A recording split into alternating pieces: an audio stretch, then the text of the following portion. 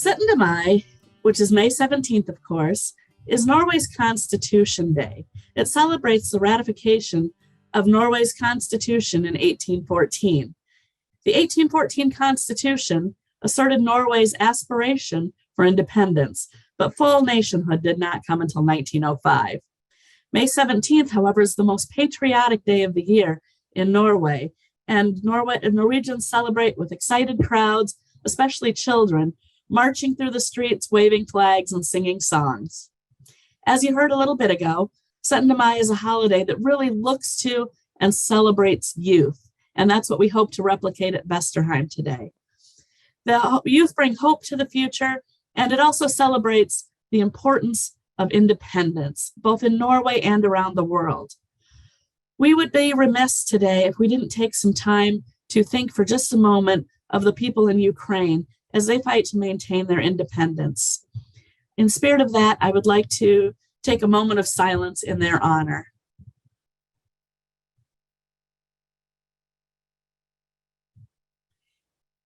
Thank you very much. Now, please join me in welcoming our special guests from Norway, who you may remember joined our online Syttende Mai event last year as well. During last year's presentation, Norwegian storyteller Anne Elisebeth Skogen,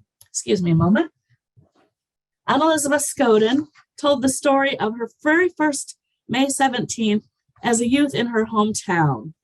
This year, she's back to celebrate with us and will share my last May 17th in my hometown, now as a Red Russ.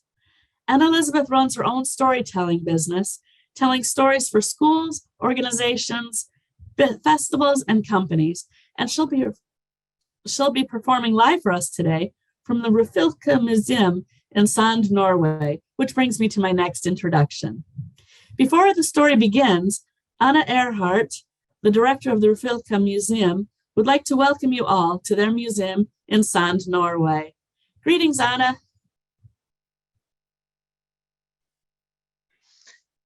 Thank you so much, Sharon. That was a really nice introduction. Yeah, and of course, welcome, at least digitally, to Sand in Norway. It's really nice to be with you today. And I think I would like to show you a little bit of Sand. It's nice to look at. We will just move to the window here, just so you have a little idea of where we are here in Norway. Here you see to the left, you see the white building, which is a part of the Ryfylkemuseet. And right in front, we have the boat, Brødrene av Sand, which is one of the treasures of the museum. It was built in 1866, approximately 65 years after the restoration. And I'm sure a lot of you know the story of the restoration with 53 people on board who emigrated to America. This boat, Brødrene av Sand, is a very similar model, and it's 47.5 feet long, while the restoration was 54 feet long. So it's really less than 8 feet shorter, and it's almost the same width. It's a half a foot smaller. So this is just to give you an idea of how terribly small this boat was that they used to cross the Atlantic with. It's pretty incredible. These kind of boats were usually used for transport along the coast, not for the high seas. And this one is one of the very last that's still on the water, and we have a fantastic team of volunteers that take very good care of our Brødrene av Sand, which is, as I said, one of the highlights in our museum. In the background, you see a part of the town Sand, and the large white building to the right, that's actually where the river comes to the fjord, and there were 2 sawmills there 100 years ago. That's quite common that towns would come in the end of a fjord because they often used the water power there to power sawmills and other early industries.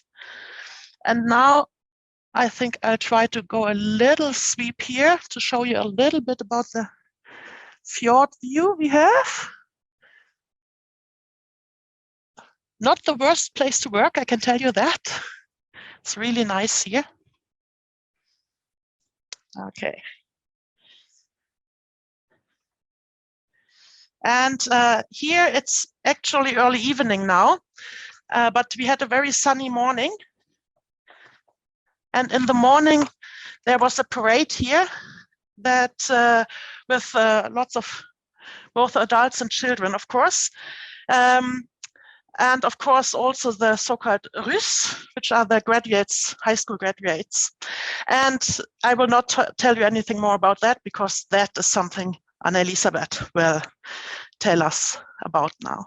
So welcome, Anne Elisebeth, and enjoy the story, everybody.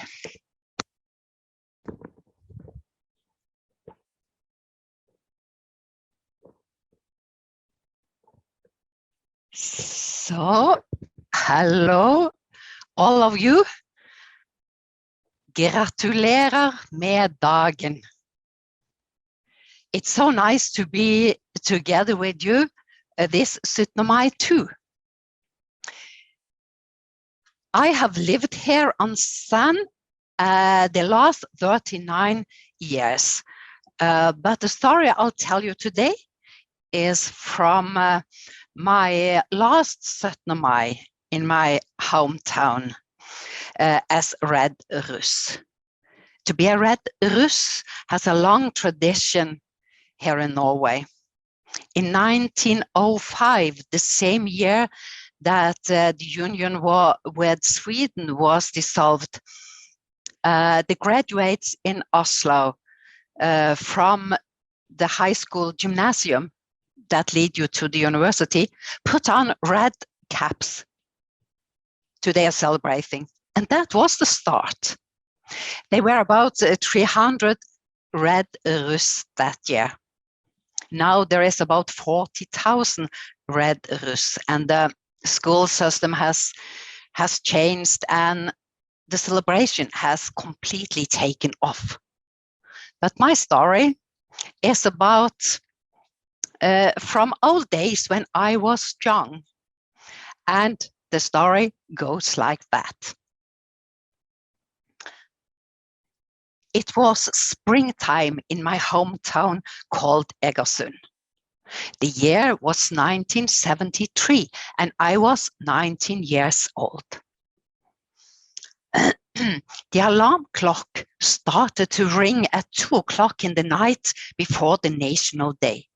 I woke up and remember at once what was going to happen this day, so I went to the kitchen, found some food before I dressed in my new red clothes. Red trousers, red checkered skirt with a red jacket over. So I put on my rusty caps, red, with black brim and a black string with a tassel at the end. There were 2 dots at the string. That meant I twice had gone 2 days in a row without sleep. In the early morning light, I rode my bike downtown to the school where the Russ were going together at 3 o'clock. We were about 45 Russ that graduated from the high school in Egersund this year. 12 years in school were over. The exam grade would be set in a month, and so we could graduate. And then we were ready for a long summer holiday. And in August, universities or colleges were waiting for us. But first, we were going to celebrate Syttende Mai as Red Russ in our hometown. And we had prepared for that celebration the last school years. For example, we had produced a Russ newspaper. It contained both local and national current articles, but what mainly made the newspaper popular was the 6 pages in the middle. They consisted of a picture of each Red Russ and written characteristics of everyone. In these characteristics, you could read about both obvious and secret sides of us. Each year, the profit of the newspaper sale was donated to a good cause. Our profit was given to drugs addicts in Oslo. Drugs had been a big problem in Oslo at that time. We also had many Russ parties during the last year. Some of them had been together with the teachers, the principal, and the honorary Russ. The honorary Russ was a man or woman selected by the Russ to be the front person during the celebration. In addition, we had got our own Russ card printed with name, picture, and a joke or wise text. But no, back to the night between the 16th and 17th of May. We all met downtown at school at 3 o'clock in the morning, and we found the posters we had made some days earlier. Tonight, we were going to put up these posters around the town. And it had to be done before the morning when people would take to the streets. The posters were painted in red letters and had a political message or ironic or funny comments. We put it up outside shops, offices, other official buildings in town. Sometimes we even had to use high ladders to place the posters visible for everyone. And these posters were great entertainment for both young and old during the National Day. When the job was done, truck had come to pick us up, and we all climbed onto the loading platform that had high rails around. Now it was time to wake up the teachers. The truck took us around the town and out to the residential areas where the teacher lived. We all were dressed in red and had a powerful red whistle. When we came to a house where a teacher lived, the truck stopped and we all blew in the whistles until the teacher showed up on the porch and waved. Some even threw sweets to us. Some few of the teachers lived outside town at an island called Egerøy. There is just one island between the town and the ocean in northeast. The wind was blowing so strongly when we drove over the high bridge that we all had to hold on the caps with both hands. And thus, we had difficulties with keeping the balance on the loading platform. Some fell over and some let go of the Russ caps. The wind took it and blew it away. But the ride had to go on to the next teacher. After approximately 2 hours, all teachers were woken, and it was time for breakfast. The Russ breakfast always was given by the honorary Russ. We had chosen the caretaker in school as our honorary Russ, and he had prepared a nice breakfast in the teacher's room in the school. He served us and gave a speech, and we really understood that it really was an honor to be elected as the honorary Russ. After the breakfast, we all were ready for the traditional children's parade at 10 o'clock. The honorary Russ went in front of us. That went at the back in the parade. The youngest children went first. And the children's parade was as long as it used to be, with children from all the schools in the whole municipality, they had come to town this morning. And at 10 o'clock, the parade started to move. That meant we started to march in step with the music. And in that moment, I was thinking back to my very first time in the children's parade, when I was among the youngest one and went first and admired the Red Russ, the Green Russ too, by the way. The Green Russ was a little younger than the Red. They had just finished the junior high school.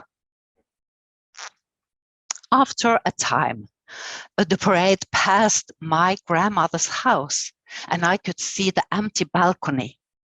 And again, I was reminded of my very first time in the children's parade, when grandmother was standing on the balcony and was waving to me. I had never forgot this moment.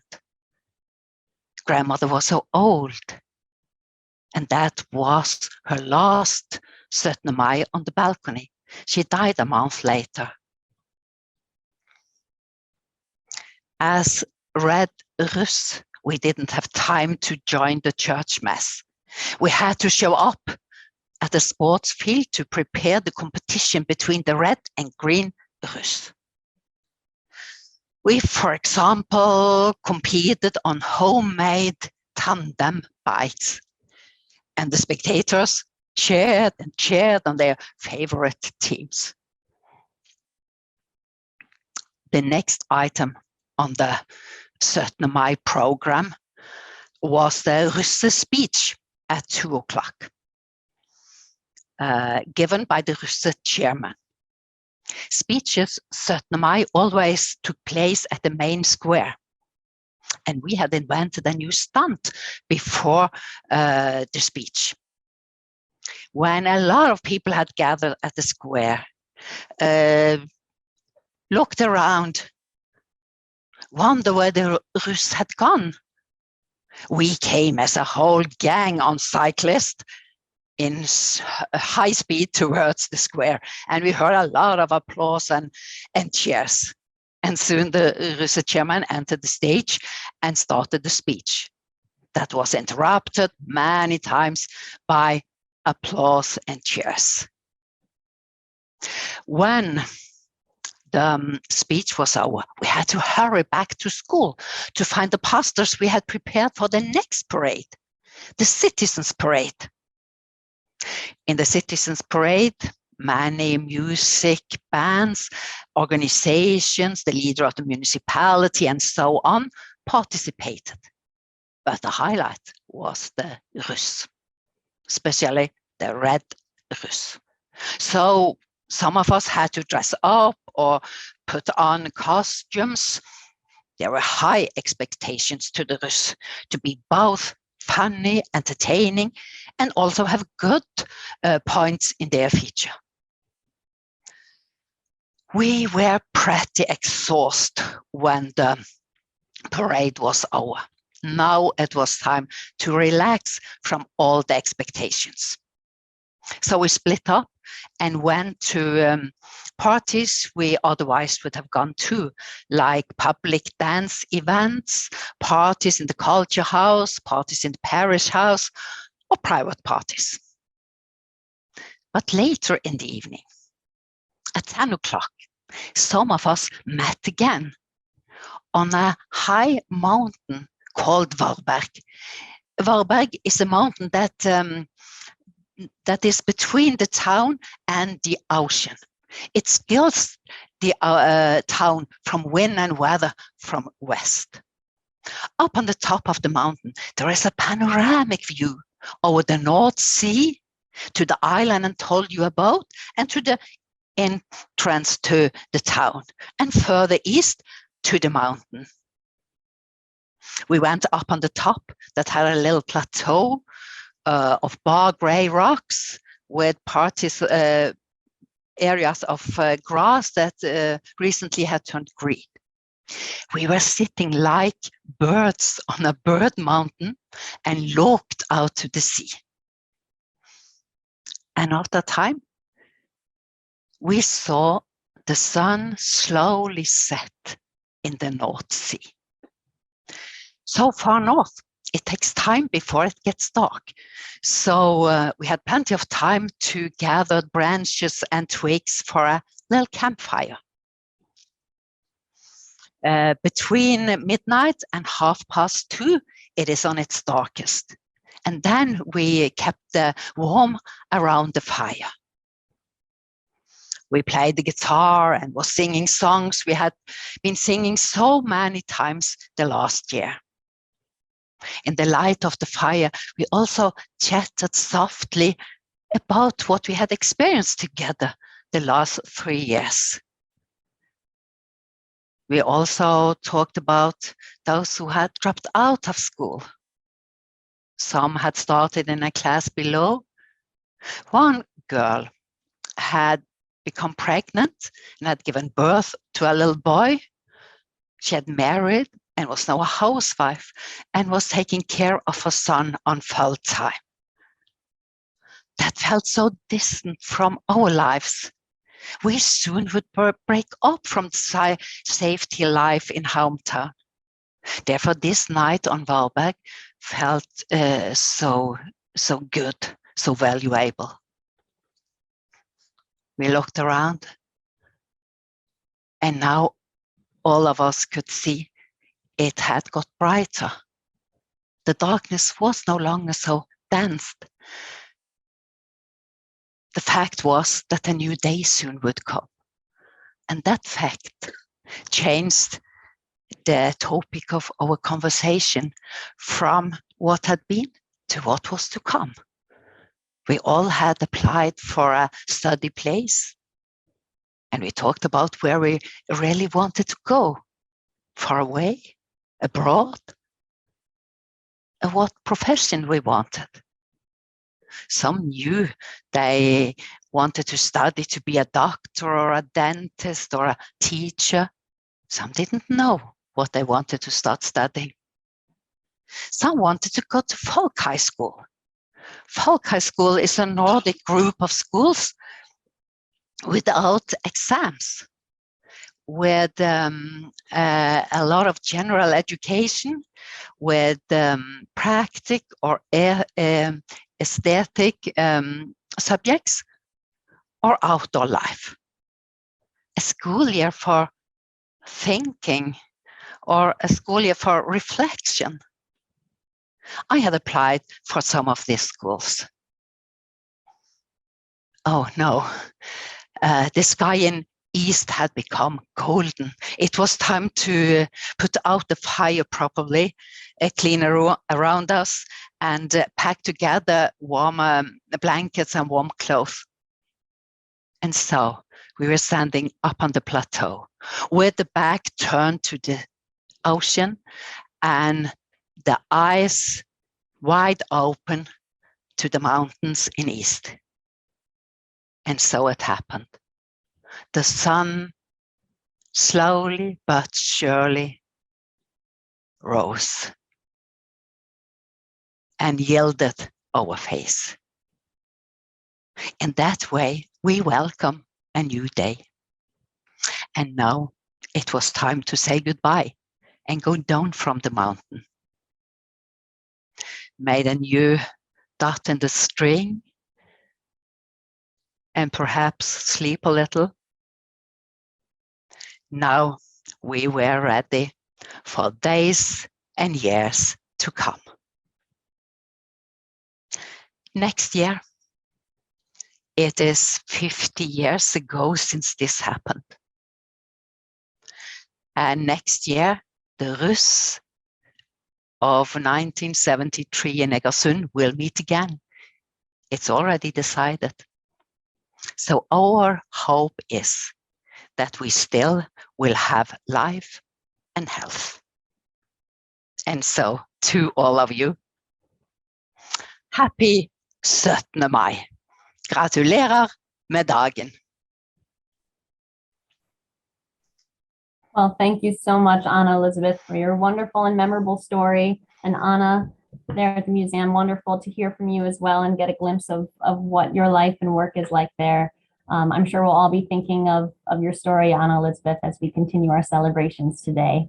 So it's been a joy to be with you both, and thank you for sharing part of your holiday with all of us here at Vesterheim and online with Vesterheim.